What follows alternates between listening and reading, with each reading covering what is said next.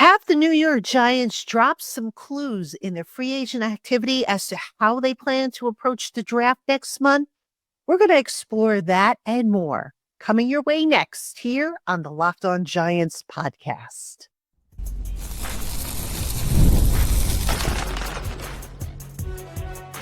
You are Locked On Giants, your daily New York Giants podcast, part of the Locked On Podcast Network, your team every day. Hello, New York Giant fans, and welcome to another edition of the Locked On Giants podcast, part of the Locked On Podcast family, your team every day. I'm your host, Patricia Tran, a credential member of the New York Giants media for Locked On, as well as for New York Giants on SI, which is where you can find all my written work. And as always, welcome on into our Blue Crew community members, our everydayers, our newcomers, and everybody in between. Thank you so much for spending part of your day with us here on the Locked On Giants podcast. And today's episode of the Locked On Giants podcast is brought to you by Game Time. Download the Game Time app, create an account, and use the promo code LOCKEDONNFL to get $20 off your first purchase. All right, folks, on today's Locked On Giants podcast, I always like to take a look at how the Giants, or how any team for that matter, builds up their roster. Because I've always felt that, off-season moves, roster cuts indicate what they might do in free agency, and free agency might indicate what they do in the draft, and the draft might indicate where the competitions are and who might be on the roster bubble. So it's kind of like a multi-step process. So that being said, the first wave of free agency is in the books. The Giants were active, I don't think that you could say that they had a ultra huge splash. They did make a couple of splashes here and there, but what I want to do on today's show is I want to take a look at how they have set themselves up for the draft. What clues can we possibly glean from the draft? Now, obviously, this is all speculation. Things can change because you never know how the board is going to fall, but there are some clues, I think, that we can glean from what the Giants did in free agency. So let's go ahead and kick it off. All right. We're going to start off with quarterback. Obviously, this is the one that everybody wants to know. What are the Giants doing about quarterback? Are they going to, sign a veteran? Who's the veteran going to be? How much longer are they going to wait for Aaron Rodgers, et cetera, et cetera? Well, the answer to those questions, all right, we'll get to them in just a second, but let's take a look first at what the Giants tried to do at quarterback, okay? So what I mean by that is the Giants, if you look at the quarterbacks that have been linked to them, and I've talked about this before on the show, they've gone for guys who have won a Super Bowl. All right. The exception so far has been Jameis Winston, because now they're kind of getting to the second tier, if you will, of the quarterback group. And Mason Rudolph, by the way, was the guy that Mike Garafolo of the NFL Network said that they were all set to have a Zoom call with. And then Rudolph ended up signing, so he's off the board. But anyway, you look at the Giants quarterbacks. So, they're interested in Matthew Stafford, who, by the way, they were all set to trade draft assets. They were set to make Stafford give him an APY, of $50 million plus. All right. For those concessions the Giants were willing to make to get Stafford, folks, I'm telling you now, they were not looking at bringing Stafford over here for 1 year. They were looking at him for multiple years. All right. Now, if they're looking at a veteran for multiple years, which, if I'm correct, and I do believe I'm correct on this, what does that kind of tell you about how they feel about the quarterbacks in this draft? Right now, everybody seems to be in the agreement that Cam Ward is going to be the first quarterback off the board. I believe he will be off the board before the Giants even get on the clock at number 3. I don't think, by the way, the Giants are trading up to get Cam Ward. All right. So I think Cam Ward will go to the Titans. The Browns are the wild card. Do they take Sanders? Do they take Carter? Do they take Hunter? My guess is they might go for Hunter. All right. Because you haven't really, first off, I think Hunter is probably the best athlete on the board, but there's a possibility they also go for Sanders. All right. Because really the only free agency activity that the Browns have done with regards to quarterback has been Russell Wilson, who as of, this recording, which again, timestamp 7:15 p.m. on Tuesday night, Russell Wilson has not signed anywhere.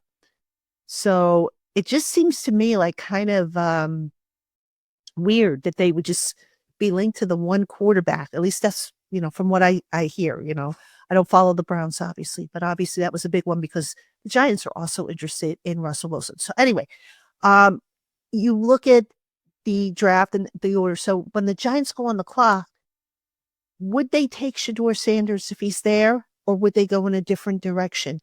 I'm starting to think they might go in a different direction. Personally, I think they should just, like I've said before in the show, don't get cute. Just take the quarterback and call it a day.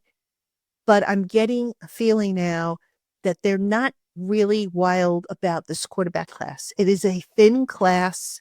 The top guys will probably be, gone. And really the top guy is Ward, like I said. So you look at what the Giants were doing in free agency. Stafford, who they were all set to pay $50 million plus. Aaron Rodgers, for whom they not only have an offer on the table that's, I believe, somewhere in that 50 to 55 million range. So the Giants are willing to wait for Aaron Rodgers, all right, which is kind of out of Joe Shane's character, if you will, because in the past, when a free agent has held them up and said, well, let me think about it, I'll get back to you. Shane in the past has kind of put a deadline on that guy and said, I need an answer by such and such, or I'm moving on. And he's not doing that with Aaron Rodgers, which kind of tells me that they really want him and they're willing to wait. And if they're willing to wait, again, I don't think they're that, enthused, if you will, about the quarterback class. Could I see a scenario where the Giants punt on a quarterback? Certainly in the first round, I could see it. Do I think they might try to get somebody in the second round or maybe even trade back into the bottom of the first round? That's a possibility. But, again, remember the Giants were all set to trade assets to get Matthew Stafford. And if that didn't kind of tell you what they thought of the quarterback class, if you're that gung-ho and you're that sure about the quarterbacks in this class that they can be your franchise starter, you don't go spending big money and a lot of assets to get a veteran bridge. Okay. I'm going to go back to Eli Manning when he was acquired by a trade. They brought in Kurt Warner, who at the time was a good quarterback, but he was kind of, towards the end of his career there. And Kurt Warner was there to hold the seat or keep the seat warm until Eli was ready. You look at the Chiefs when they brought in Patrick Mahomes, right? They had an aging veteran bridge in Alex Smith who kept the seat warm until Mahomes was ready. That's what, you would think the Giants would want to do. So if they were that, enthused about a quarterback, they would say, okay, you know what? Let's not bother spending $55 million a year on a quarterback. Let's get somebody for between 30 and 35, something that we can live with. Let's get somebody in here on a 1-year deal as opposed to having to go to a 2 or 3 year deal to spread out signing bonus money in order to go easy on our cap. So to me, that's kind of a big hint that the Giants maybe aren't, overly thrilled with this quarterback class. Now, again, the team, I suspect, even though they're willing to wait for Aaron Rodgers, I think there's a little bit of desperation because you would like to get a quarterback in here, whoever he is. If it's Aaron Rodgers, the offseason conditioning program starts next month. I realize it's voluntary, but think about it, folks. Over the last 20 or so years between Daniel Jones and Eli Manning, they've always been there for the start of the offseason program. It's an important time to build camaraderie, to get to know your teammates, to start watching film together. And, if it's going to be Aaron Rodgers, and there was one report where Rodgers could wait till the week of the draft to make his decision, which is what I believe he did when he was being courted by the Jets a couple of years ago. So, just as I've said before, if I were the Giants, I would tell Aaron Rodgers, decide by this day or I'm moving on. But Rodgers kind of knows that the Giants are stuck between a rock and a hard place, hence why he is probably able to get away with what he is getting away with. So We'll see how that plays out, but that's kind of how the feeling I'm getting about the quarterback group. Now, coming up next, I'm going to talk about the trenches, the offensive line and the defensive line. So don't go anywhere. Hey, Giant fans, imagine watching your favorite team live, feeling the energy of the crowd and witnessing unforgettable moments. There's nothing like experiencing a big game in person, and getting tickets shouldn't be stressful. That's where game time comes in, making it easier than ever to grab last minute seats at unbeatable prices. Game Time Picks Curation makes it easier to find better value for tickets to sports, concerts, comedy, theater, and more. I just checked the Game Time app just before I started recording this show, and there are some amazing deals on some huge matchups coming up. And Game Time offers super deals and the lowest price guarantee, or Game Time will credit you 110% of the difference if you find a seat in the same section of row for less elsewhere.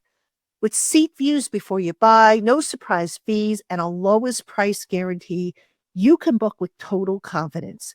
So go on and take the guesswork out of buying tickets with Game Time.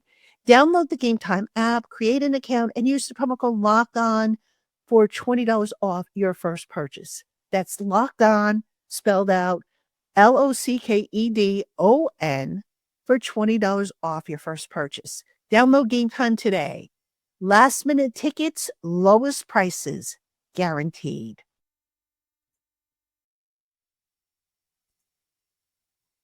All right, Giant fans, welcome back to the Locked On Giants podcast. I'm your host, Patricia Traina, and we are still 5 days a week here on the Locked On Giants podcast. So I do appreciate those of you who are my everydayers and my Blue Crew community members who tune in every day. It is appreciated. And I also appreciate all of you who have supported the Locked On Giants podcast. If you are watching on YouTube, please consider subscribing to the channel, like the video, give us a thumbs up, and it all helps at the end of the day. So make sure you are following along so that you know every time I post a new video.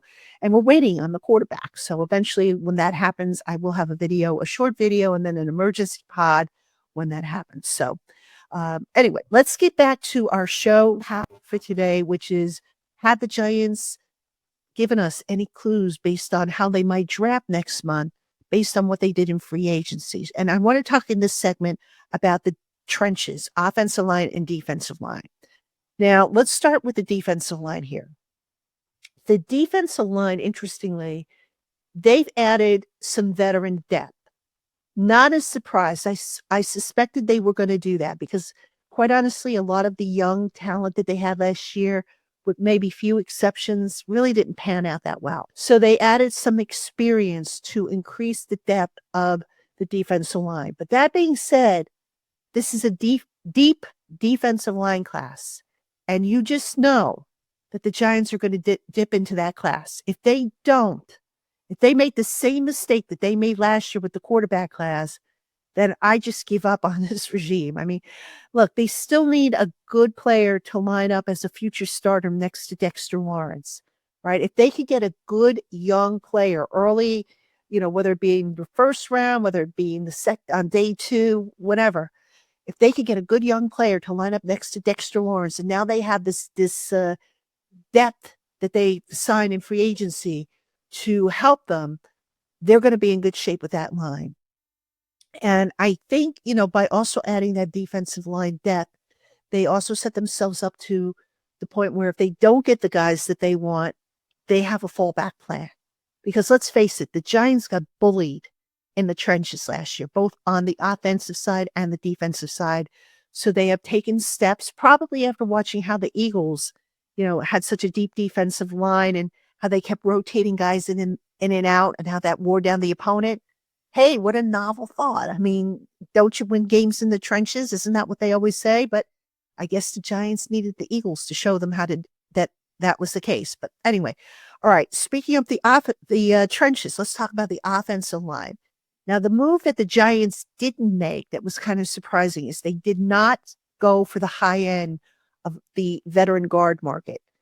And the reason for that is the prices were a little bit out of what they were looking to spend. So that now plan for them was to bring back Greg Van Roten, which they were able to do. They are going to obviously continue to coach up Jay Kubas to compete for that role. And Evan Neal is going to cross train for that role. Now, here's what's interesting, folks. Evan Neal, I don't think his fifth-year option is going to be picked up, which means this is going to be the last year of his deal. Greg Van Roten, I believe, only signed a one-year deal.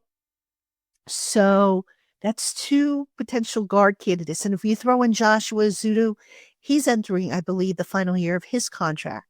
So that guard position is going to definitely thin out after this year.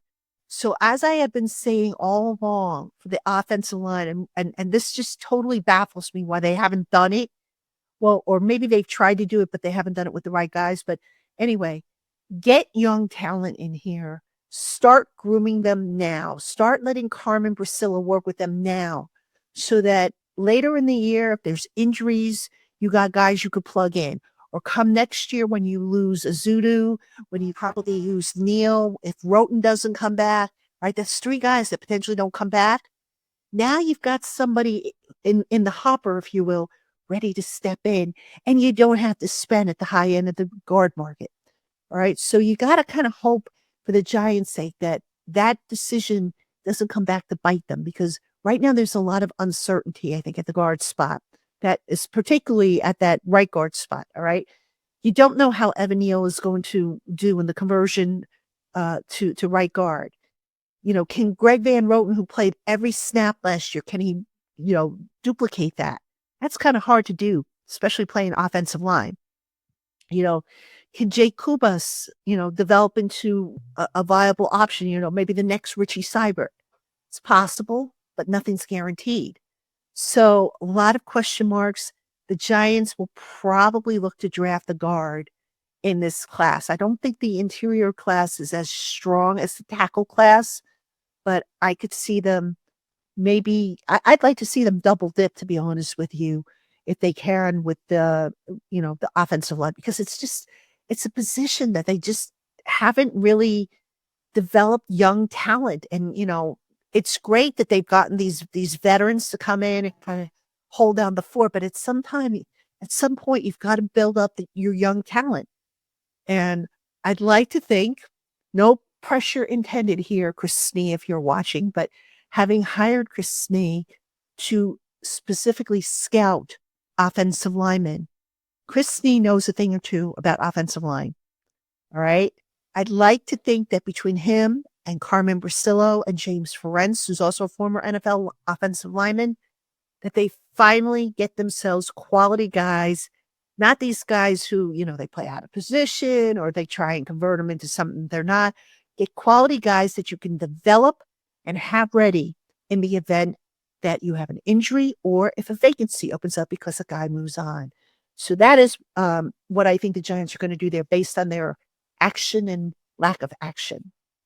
Okay, now coming up next, I'm going to talk about defensive side of the ball, and in particular, the edge.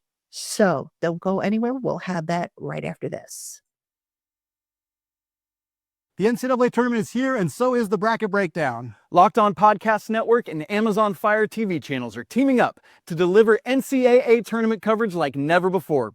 Watch studio shows featuring former players and Locked On's local experts as they guide you through every upset, buzzer beater, and bracket matchup. Stream it all for free on Amazon Fire TV channel. Search Bracket Breakdown to see it all for free. It's your team every day.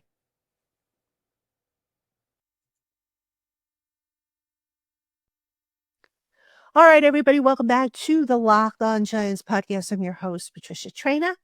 All right, we are talking about potential clues that the Giants' free agency activity might have set them up, how it might have set them up for the draft next month. Let's talk now about edge. So we know that the Giants have Brian Burns, they've got Kayvon Thibodeau, they added Chauncey Golston, who can play, standing up or with his hand in the dirt. The Giants, though, I suspect if they can, they're going to add to the edge. All right. And I say that because spoiler alert, I did a mock draft for New York Giants on SI as well as the on SI publishers. And even though, my heart is telling me pick the quarterback and be done with it, my head is saying the signs are pointing to them not being as enthusiastic about the quarterback class as everybody else seems to be. So in that mock draft, both for New York Giants on SI and the on SI publishers mock draft that we did, which I think is out. I think it's going to be out Wednesday or Thursday. I'm not sure. But anyway, I went with Abdul Carter. All right. Now you're saying, but why would you go with Abdul Carter when you've been saying, don't get cute, pick the quarterback and be done with it? Well, I'm tired of waiting for Aaron Rodgers. And I'm like, maybe that's just me settling or whatnot. But, I believe get the quarterback in here, develop him. And then, if he's ready by next year, set him loose. That being said, this team is not a quarterback away, contrary to what I think a lot of people, what some people believe. All right. So do you really want to take your first round pick that ideally you want to step in and make a difference right away? Do you want to take him and let him sit an entire season? Probably not. Not when you have as many needs, and especially when you have a regime that they better win this year, otherwise they're out. So there's a little bit of pressure to do things differently, I think, than, if you go back to, again, when Eli was here, the first year, Patrick Mahomes, different set of circumstances, and that those coaching staffs and that GM for each team wasn't on the hot seat. All right. So again, my head is telling me it might be Abdul Carter if the mock draft goes, or if the actual draft, I should say, goes Cam Ward and Travis Hunter. Why do I think it might go Abdul Carter? Well, Thibodeau will have his 5th-year option picked up. It hasn't been announced yet, but I would be stunned if it's not, which means the Giants will have him under contract for this year and for 2026. But Thibodeau, I think at this point, while he has not been a disaster in the way of Evan Neal, I don't know that he has quite lived up to his draft pedigree. I think he's getting there, but if you're the Giants, you're going to have to make a decision. You're going to have to say, okay, in a couple years, when he becomes a free agent, do we invest big money in him when we've already got big money tied up in Burns? Or do we add a stud like Abdul Carter, who we'll have on a rookie contract if we take him in the first round, and we'll have him on that rookie contract for 4 years plus an option year? Long-term economics, folks, that might make more sense for the Giants, especially if they decide that Thibodeau is just not going to, be in their long-term plans. And I don't know right now if they think that he will or won't. I think they would like him to be, but, obviously it's up to him. All right. So that being said, you might say, well, where are they going to play this guy if they take Abdul Carter? Folks, trust me, they will find a spot to play Abdul Carter. You might remember, some of you might remember many years ago, Ernie Accorsi famously took Matthias Kiwanuka in the draft, a first-round draft pick. I believe that was one of the rare instances where they had traded down in the first round, if I'm not mistaken, at that time. I mean, they've obviously, they've made trades around the board, but and including trading down I think it was 2021, but back then it was like a shock because the Giants just didn't move out of, whatever spot they were assigned in the first round. So anyhow, they traded down, they got Matthias Kiwanuka, and everybody's like, you've already got 4 pass rushers. Why are you adding a 5th one? And Ernie Accorsi, the general manager at the time, famously said, you can never have too many pass rushers. And that proved to be right. And you know what? They found ways to use those guys. You might recall the 4 aces. Then, later on, you had the NASCAR package because you had all these speed rushers. Trust me, folks, if they take Abdul Carter, doesn't matter that they already have Burns and Thibodeau, and up front they have Dexter Lawrence and Chauncey Golston. Good luck to an opposing offense trying to figure out how to block all those guys. And then you throw Carter into the mix. Good luck indeed, because that's going to be one scary defense. Here's the other thing. If you've noticed, the Giants have put probably more resources towards the defensive side of the ball in free agency, defense and special teams. Okay. I suspect there's a big reason for that. And the reason for that is last year they didn't really help the offense. So if you potentially are thinking about adding a rookie quarterback, and again, I don't know that it will necessarily be in the first round, but I do think at some point they will come out of the draft with a rookie at quarterback. You want to set up the defense and special teams so that they could potentially help the offense. Give them a short field to work with. Don't make things complicated. And last year, and really the year before that, and you can argue, most of the last few years, with a few exceptions, that hasn't been the case. So you need for the defense and the special teams to kind of help out there. And I think that's a big reason why, when you look at the free agency activity the Giants have done, there's been a lot more on the defensive side of the ball than the offense. And that's, again, not because the offense is just a quarterback away. Offense has needs, but the defense had glaring needs. And I think that's the approach they took.